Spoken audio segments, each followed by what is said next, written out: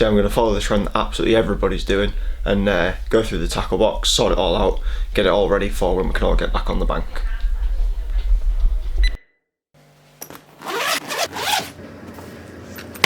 So starting off in here, I've got all my little sort of spools of materials. These are the two materials that I use. Skin Link is the coated braid that I use. It's a bit of a stiffer material, and then the Armour Link is more of a softer, supple, semi-stiff material. Both in £20. The colours that I use vary. I've tried quite a few, but I'm quite a fan of the wheat green and the gravel brown. Moving on down here, we've got our PVA tape, marker elastic, and bait floss, and then we've just got a spool of sewing thread.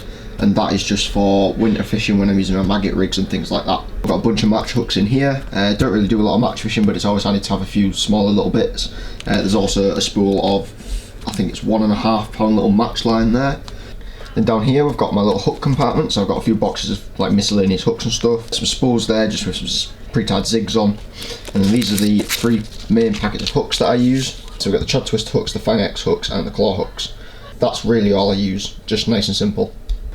Then we've got our lead pouch in here, big assortment of leads, don't really use anything bigger than about 3.5 ounces.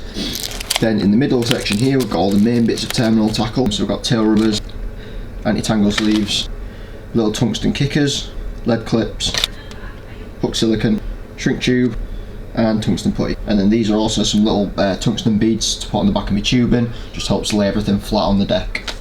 So yeah, that's all the main tackle that I use. Got a box of shot, so I've got all my swivels and stuff in here as well. A few miscellaneous packets of beads and stuff in the back here. Don't really use that a lot, but it's always handy to have. So then we've got our toolbox here. So this just has bait stops and a few toppers in there. So that's got like fake corn, fake maggots, things like that in there. A few little coloured toppers. Just look in my needle compartment here. Got all my needles in there. Don't really have that many. Only really need a boiler needle and my gated needle. This gated needle is a longer one, that's for sort of mesh bags and things like that. I like to pull my rigs through the mesh bags if I'm fishing at distance, just gets a better presentation. And then we've also got a thread needle for thread to use on the maggot rigs, a little pellet drill and some disgorgers as well. So yeah, that's what's in the little box. And then we have forceps and scissors, and then our little rig tying tool, very handy tool.